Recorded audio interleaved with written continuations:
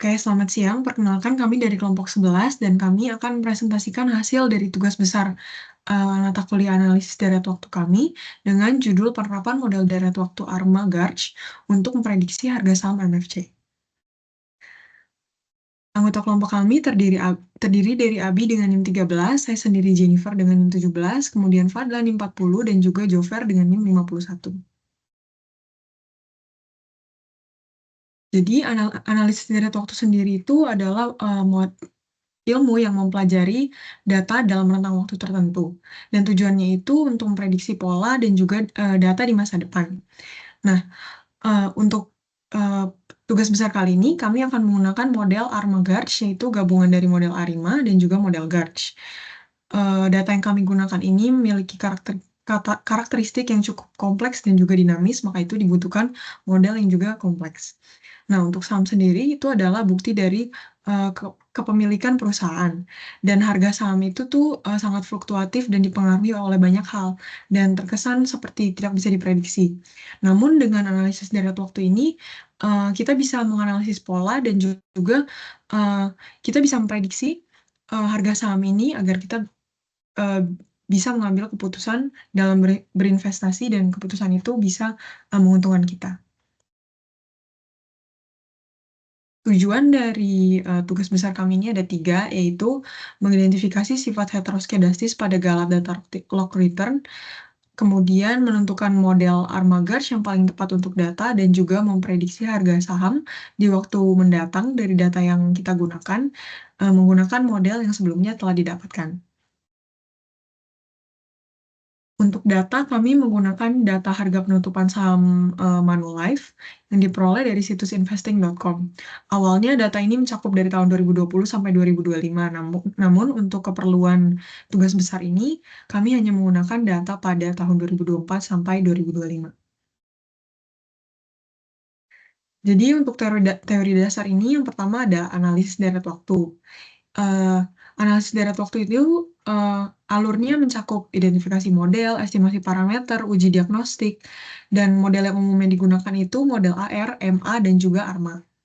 Kemudian untuk model ARIMA sendiri, itu adalah gabungan dari model AR dan juga MA. Dan, model ini tuh udah dilakukan diferensiasi sampai stasioner, makanya memiliki notasi ARIMA PDQ. Dan umumnya, eee, persamaan dari model ARIMA, seperti yang dapat dilihat di slide. Kemudian untuk heteroskedastis, itu tuh umumnya bersifat bersyarat dalam deret waktu. Dan, salah satu karakteristiknya adalah volatility clustering. Nah, ketika heteroskedastis terdapat dalam data deret waktu, model ARIMA itu belum cukup untuk, bisa merepresentasikan data. Maka itu, ada model ARCH dan juga model GARCH yang akan kami gunakan di tugas besar kali ini. Kemudian model ARCH itu, di dalam model ini, varian saat itu tuh tergantung pada kuadrat residu di masa lalu, dan modelnya dapat dilihat, di slide berikut. Kemudian untuk model GARCH itu adalah pengembangan dari model ARCH, dan rumusnya dapat dilihat di slide berikut. Untuk model ARIMA GARCH itu adalah gabungan dari model ARIMA dan juga GARCH yang akan kita gunakan pada tugas besar kali ini. Model ini tuh berguna buat menganalisis deret waktu yang menunjukkan volatilitas yang berubah seiring dengan waktunya. Dan model ARIMA GARCH itu dapat ditulis di persamaan yang dapat dilihat di slide seperti ini. Jadi untuk langkah-langkahnya, pertama kami itu mencari data, kemudian menganalisis data di R, terus melakukan pemodelan di R juga, dan setelah melakukan pemodelan, kami melakukan evaluasi dengan asisten, kami menanyakan hal-hal yang kami tanyakan, kemudian setelah pemodelan yang kami lakukan telah valid, kami akan melakukan prediksi dan juga interpretasi. Setelah itu, kami lanjutkan dengan pembuatan laporan, PowerPoint, dan juga video presentasi. Selanjutnya kami akan, menginterpretasikan hasil analisis kami.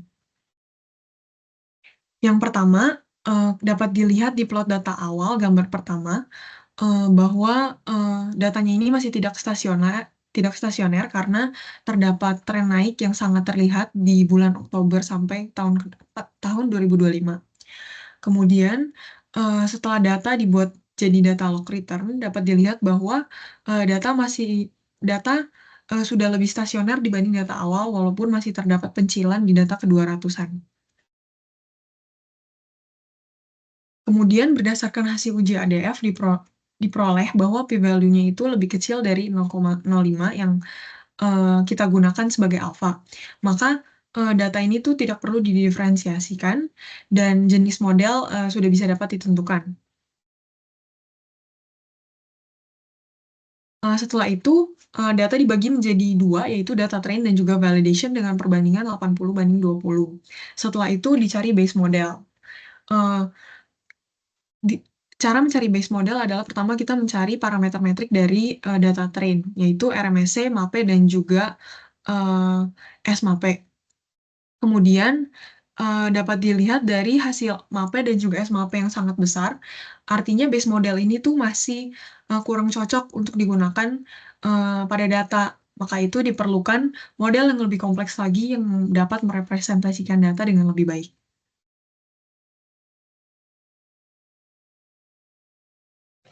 Selanjutnya, identifikasi model. Di sini kita meninjau plot ACF dan PACF dari trend. Di sini berdasarkan plot ACF dan PACF terlihat bahwa grafik ACF terjadi cut off pada leg keempat, sedangkan pada plot PACF seperti terlihat seperti tail off. Nah, dari kedua plot tersebut kami menyimpulkan model yang mungkin cocok dan dapat digunakan untuk memodelkan data. Yang pertama ada ARIMA 0,0,4, lalu ARIMA 101 dan ARIMA 000. Oke, next.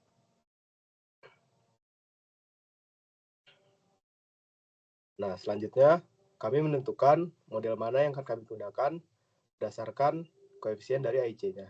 Di sini didapat bahwa model ARIMA 000 memiliki nilai AIC yang paling kecil yaitu min 1336,52. Namun, model ini dianggap kurang cocok untuk menangkap pola data sehingga dipilih model ARIMA 101 berdasarkan prinsip parsimoni juga, di mana ketika ada model yang lebih sederhana dan lebih signifikan parameternya, maka dipilih model tersebut. Next. Lalu model tersebut diuji signifikansi dari parameternya. Dan berdasarkan uji koefisien diperoleh bahwasanya p-value dari tiap koefisien parameter untuk model ARIMA 101 bernilai lebih kecil dari alfa atau taraf signifikansi yang kami gunakan pada data kali ini sebesar 0,05. Akibatnya, model ini dianggap sudah cukup signifikan untuk tiap parameternya. Selanjutnya, diuji performa dari model tersebut. Dan kami menggunakan parameter metrik yaitu MAPE. Di sini diperoleh bahwasannya MAPE dari model ARIMA 101 sebesar 106,1948. Nilai ini lebih kecil daripada MAPE base modelnya yaitu sebesar 109,1131. Nilai MAPE model yang lebih kecil dari base model menunjukkan bahwa model sudah cukup baik untuk digunakan untuk forecasting. Dan di sini didapat juga persamaan modelnya yaitu YT sama dengan 0,009 ditambah 0,87224 YT-1 ditambah error T dikurang 0,92610 theta error T-1. Next. Berikutnya, kita masuk ke bagian forecasting model ARIMA. Nah, berdasarkan grafik output dari forecast ARIMA 101, dapat diketahui bahwa prediksi data yang dihasilkan berupa garis linear. Hal ini diperkuat dengan kolom point forecast, ya, yang ada pada gambar di bawah, yang menghasilkan output yang tidak berubah secara signifikan, yaitu perbedaan titik antara 251 dengan 260 itu kurang dari 10 pangkat min 3. Prediksi data berupa garis linear menunjukkan bahwa model tidak menangkap efek keacakan atau randomness dari data, sehingga perlu ditinjau lebih lanjut karena prediksi berupa garis linear saja bukanlah hal yang diinginkan. Next. Lalu kita masuk ke bagian uji diagnostik model ARIMA. Nah, berdasarkan output dari coding check residual di atas ini dapat dilihat bahwa galat berdistribusi acak di sekitar 0. Namun, perlu diperhatikan bahwa terdapat beberapa outlier yang terlihat mencolok di sekitar titik 200. Nah, hal ini bisa menunjukkan adanya kemungkinan beberapa observasi itu tidak dapat dijelaskan oleh model ARIMA 101. Nah, kemudian pada bagian plot residual yang di bagian bawah kiri, dapat dilihat bahwa hampir semua lag residual itu berada di dalam batas signifikansi. Namun terlihat di lag ke-22 bahwa ACF itu sedikit melebihi batas signifikansi yang mengindikasi bahwa terdapat kemungkinan autokorelasi antar galat. Lalu pada plot residual bawah kanan, dapat dilihat bahwa terdapat beberapa outlier yang lumayan jauh dari 0, sehingga cukup mencolok, yaitu di bagian kiri dan kanan distribusi normal. Nah, dari analisis ini dapat disimpulkan bahwa asumsi galat itu berdistribusi acak dan saling bebas bisa saja terpenuhi. Namun, asumsi normal bisa saja ditolak akibat outlier yang jauh dari 0, sehingga akan diperiksa lebih lanjut di bagian selanjutnya. Next. Lalu di Legend Box. Nah, teori Legend Box sendiri berguna untuk menguji apakah terdapat autokorelasi antar residual atau tidak, sehingga akan didapatkan hipotesis sebagai berikut, yaitu H0 tidak terdapat autokorelasi pada residual hingga lag ke M, lalu H1 atau hipotesis alternatif terdapat setidaknya satu autokorelasi signifikan pada residual hingga lag ke M. Lalu berdasarkan output di atas, yaitu p-value 0,4906 yang lebih dari alfa atau taraf signifikansi sama dengan 0,05, dapat disimpulkan bahwa tidak terdapat cukup bukti untuk menolak H0, sehingga tidak terdapat autokorelasi pada residual hingga lag ke M, atau residual bersifat white noise atau saling bebas. Dari asumsi ini, dari analisis ini dapat dikatakan bahwa asumsi galat saling bebas dan terpenuhi. Next. Lalu masuk ke model heteroskedastis. Nah, pada bagian ini dapat dilihat bahwa banyak data residual yang jauh dari garis normal, sehingga dapat disimpulkan bahwa residual yang berasal dari model ARIMA 101 ini tidak berdistribusi normal. Namun, untuk lebih valid, residual akan diuji lebih lanjut dengan uji Shapiro-Wilk dan uji Anderson-Darling. Next.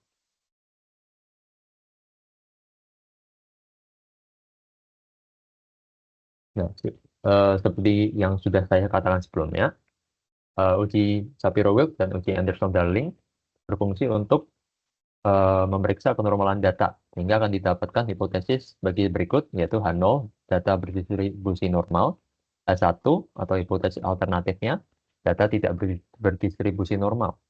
Lalu pada output dapat dilihat bahwa H0 ditolak karena p-value kurang dari 0,05. Nah, di sini dapat dilihat bahwa p-value-nya itu adalah 2,58 E min 13 dan kurang dari 2,2 E min 16.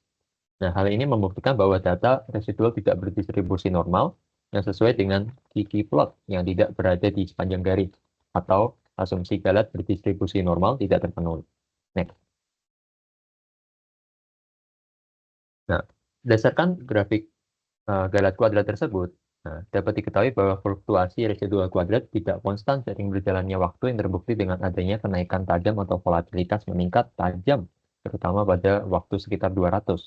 Hal ini mengindikasikan bahwa variansi residual tidak konstan atau heteroskedastisitas, dalam kurung, ya ini asumsi variansi galat konstan tidak terpenuhi.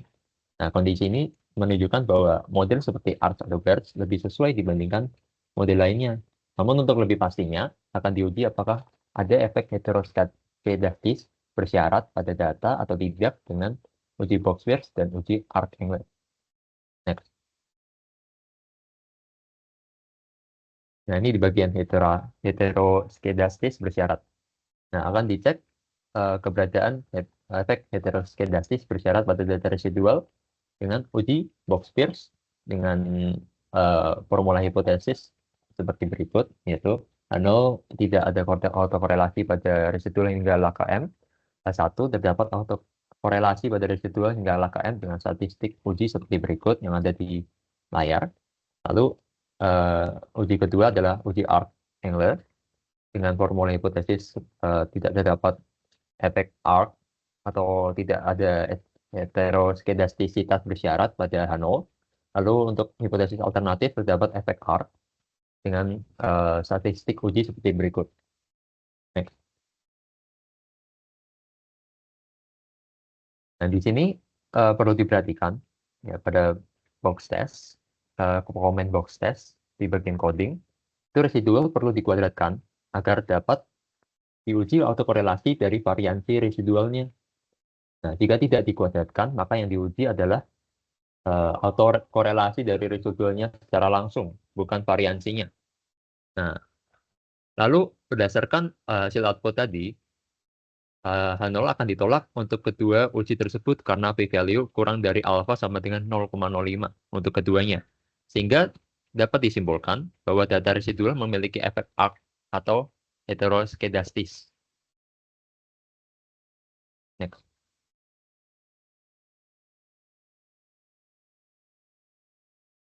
Selanjutnya akan ditentukan model heteroskedastis dari data saham Manulife.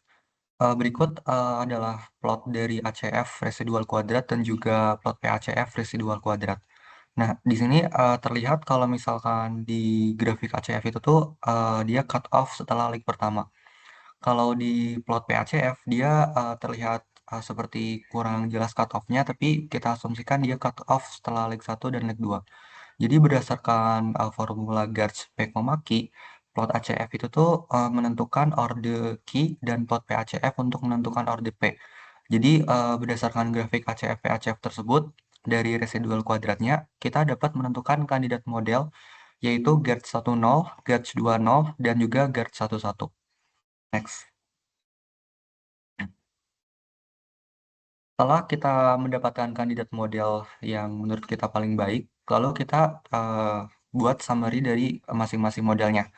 Nah, untuk Garch 10 itu tuh didapat nilai AIC-nya sekitar min 5,622. Kemudian untuk Garch 20 didapatkan nilai AIC-nya sekitar min 5,614 dan Garch 11 nilai AIC-nya sekitar min 5,6197. Dilihat juga dari signifikansi parameter bahwa Garch 10 itu tuh semua parameternya signifikan. Sementara di Garch 20 dan Garch 11 ada beberapa parameter yang tidak signifikan.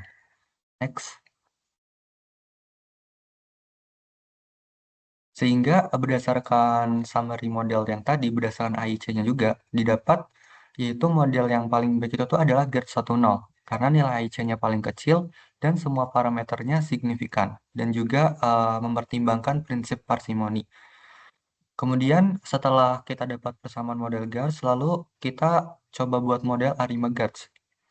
Nah, di sini untuk summary modelnya didapatkan parameter-parameter dari ARIMA Garch. Mu-nya itu sekitar 1,05 kali 10 pangkat min 4, HR1-nya 9,295 kali 10 pangkat min 1, MA1-nya min 9,76, 10 pangkat min 1, dan omeganya 1,25, pangkat 10 pangkat min 4, dan alfa 1-nya 6,36 kali 10 pangkat min 1, dengan nilai AIC sebesar min 56,2163. Berdasarkan parameter tersebut, dilihat kalau misalkan semua parameternya signifikan, lalu kita buat model ARIMA Garch-nya. Dari model ARIMA-nya didapat seperti ini. Lalu model Garch 10-nya juga didapatkan seperti ini. Sehingga untuk model gabungan dari ARIMA 1, ARIMA 11 dan Garch 10 itu didapat RT sama dengan 1,053 kali 10 pangkat min 4 ditambah 0,9295 RT min 1 min 0,976 RT min 1 ditambah ET plus akar dari 1,254 kali 10 pangkat min 4 ditambah 6,3 pangkat 10 pangkat min 4 R kuadrat T min 1 kali ZT. Next.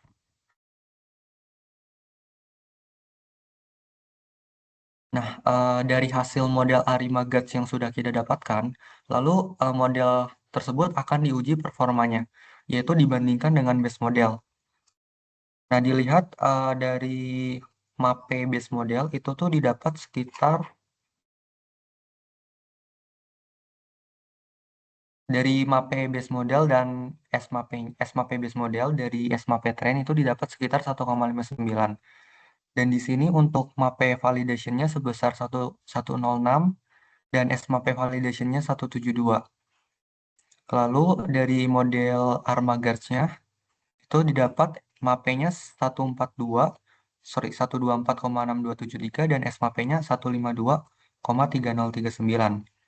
Nah, di sini kami menggunakan metrik parameter MAPE dan juga SMAPE dikarenakan pada MAPE itu kurang efektif karena nilai aktual kecil itu menyebabkan MAPE model gabungannya lumayan besar, yaitu 124,6273, yaitu lebih tinggi dari MAPE train dan juga MAPE validation atau base model.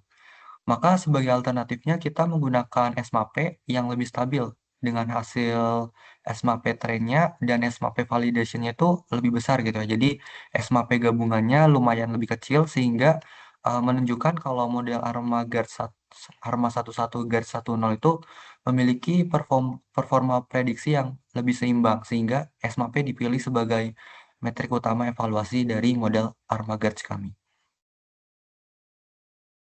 Next. Berikut hasil forecasting dari model ARMA Guards. Nah, di situ terlihat grafik dari prediction confidence interval selama 10 langkah ke depan. Di situ menunjukkan nilai prediksi atau mean forecast-nya menurun dari 0,003 ke 0,0024. Di sini juga terlihat hasil dari forecasting 10 langkahnya. Data-datanya ada mean forecast, mean error, standar deviasi, sama lower dan upper interval.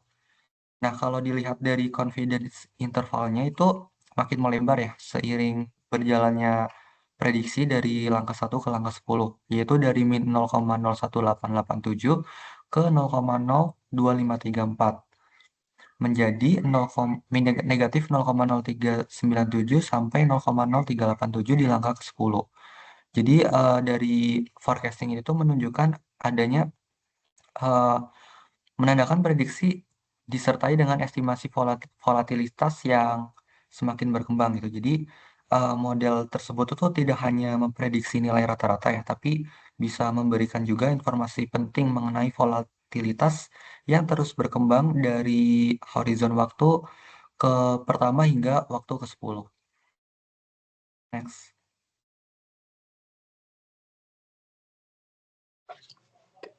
Terakhir, kesimpulan, berdasarkan hasil analisis, diperoleh bahwasannya variansi galak atau residual pada model harga saham MMC menunjukkan bahwa variansinya bersifat heteroskedastis. Hal ini terlihat juga dari plot grafik residual kuadrat dan juga dibuktikan dari uji box Pierce dan juga arc angle. Selanjutnya, berdasarkan analisis yang telah dilakukan, diperoleh model yang cocok adalah model ARMA 11 Guard 10. Model gabungan tersebut memiliki parameter yang keseluruhannya signifikan, serta nilai SMAPE dari model itu lebih kecil dari SMAPE base model, yang menunjukkan bahwasannya model gabungan tersebut memiliki performa prediksi yang lebih seimbang dan stabil. Lalu, hasil prediksi harga saham MMC di waktu yang mendatang dapat dilihat di laporan Subpap 2.10 atau slide sebelumnya. Next.